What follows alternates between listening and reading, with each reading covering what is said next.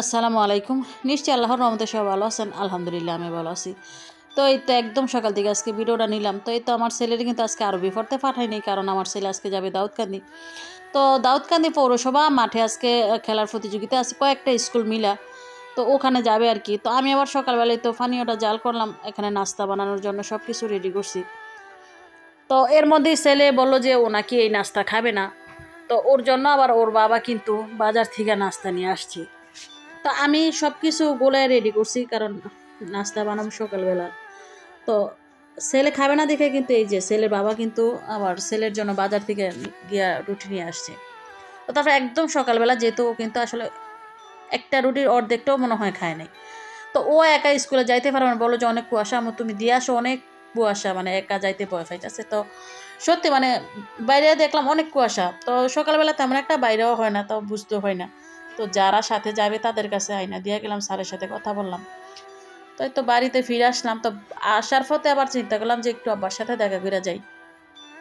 হ্যাঁ, কয়েকদিন হয়ে গেছে আসলে আব্বার সাথে দেখা হইতেছে না। আমি আসলে হয়তো বা আব্বা থাকে না। তো আইসা দেখলাম যে আব্বাই উঠছে। উঠাই তো কয়েকজন লোক ছিল আমাদের এলাকার, তাদের সাথে বসে কথা বলতেছে। আমার আব্বা ওই তো মানে ছোটবেলা থেকে দেখি যে মানুষ আসলে আমার আব্বা খাটের উপরে বসেই এই মানে কম্বলটা একটু ফেঁচদা বসে। দৃশ্যটা খুব ভালো লাগে আমার দেখতে। মানে ছোটবেলা থেকেই দেখি যে আব্বা মানুষ আসলে সকালবেলা ঘুম থেকে উঠে এইভাবেই বসে। তো দেখেন চাল বাজা নিছি, কারণ আমার বড় মেয়ের গলায় কাটা দিচ্ছে বাড়িতে আইসা। তো ওই আমার পাশের বাড়ির এক ভাবি, উনি আবার জায়রা দেয় আর কি, চাল ভাজা খায়। আর উনি যারে তাইলে কিন্তু কাটা জায়গা। তো আসলাম আসলে অনেকদিন পরে আসা হয়েছে আর কি বাড়িতে। বাড়ির কাছে হইলো আসলে তেমন একটা কোথাও যাওয়া হয় না আমার বাড়ি থেকে। তো বাবিরে বললাম, আর বাবি কিন্তু ঠিকই জায়রা দিছে। তো আসলে বাবির ঘরে আসি নাই। তো বাবির সাথে আবার একটু গড়টা ঘুরা ঘুরা দেখলাম, মানে গড় কমপ্লিট হওয়ার পরে আর আসি নাই আর কি।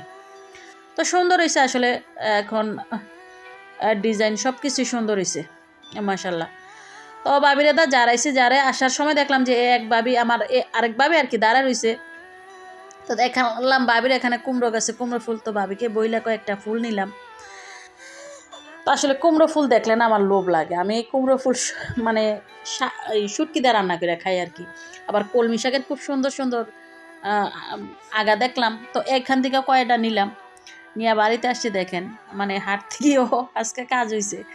তো কুমড়ো ফুল যেহেতু শুটকি দিয়ে রান্না করবো, চিন্তা করলাম সাথে একটা পুঁই শাকের গোটা দিই। তো পুঁই শাকের গোটা আমার নাই, আর কাকির আছে। তো আসলে গ্রাম দেশে থাকলে এক সুবিধা, প্রতিবেশীদের থেকেও কিন্তু নিয়ে রান্না করা যায়। আমরা আসলে আমার কিছু হইলে আমি দেই, আবার ওনাদের কিছু হইলো আমি আইনা খাই। এটা একটা মানে মিলের মধ্যে আর কি। তো দেখেন পুঁই শাকের গোটা দিয়ে শুটকি রান্না কিন্তু শীতকালে অনেক ভালো লাগে। তো আমি বেশি নেই নেই অল্পই নিয়েছিলাম। আর এই চুই চিনেন কারা, এ কিন্তু টক চুই, এগুলা দিয়া কিন্তু আসলে টক রান্না করে খাওয়া যায়। তো সাথে অনেক রকম সবজি দিয়ে শুটকি রান্না করলে কিন্তু ভালো লাগে। তো এখানে সিম নিছিলাম, আলু, পুঁই শাকের গোটা রয়েছে, কয়েকটা কুমড়োর আগা, আর হচ্ছে কুমড়ো ফুল। আসলে সব কিছু একদম ধুইয়া নিছিলাম। তো এখন রান্না করবো। তো আমি কিন্তু আজকে তেল ছাড়া শুটকি রান্না করবো। আগের দিনে দাদি নানিদের হাতের রান্না, মানে তেল ছাড়া তারা যদি শুধু লবণ আর হলুদ দিয়ে রান্না করতো, মানে আমরা এখন যে মশলা দিই, আমাদের এই রান্নার থেকে তাদের রান্না অনেক গুণ বেশি স্বাদ লাগতো।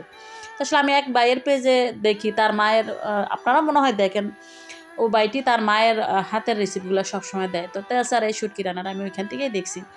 তবে আজকে কিন্তু অনেক টেস্টি হয়েছে। আমি কিন্তু একা খাই নাই, আমি বলি নাই যে আমি রান্না করছি দেখে টেস্টি হয়েছে।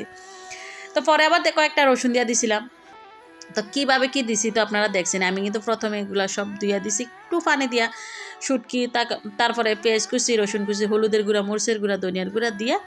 তো এই দেখেন রান্না করে নিলাম। দেখেন আমার একজন তো আমার কড়াই সুদ্ধা খাইয়ে নিতেছে।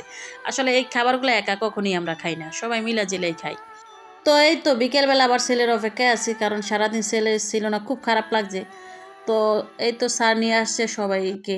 তো স্যারকে অসংখ্য ধন্যবাদ, ছেলেমেয়েদেরকে দায়িত্ব নিয়েছে এবং নিয়ে আসছে।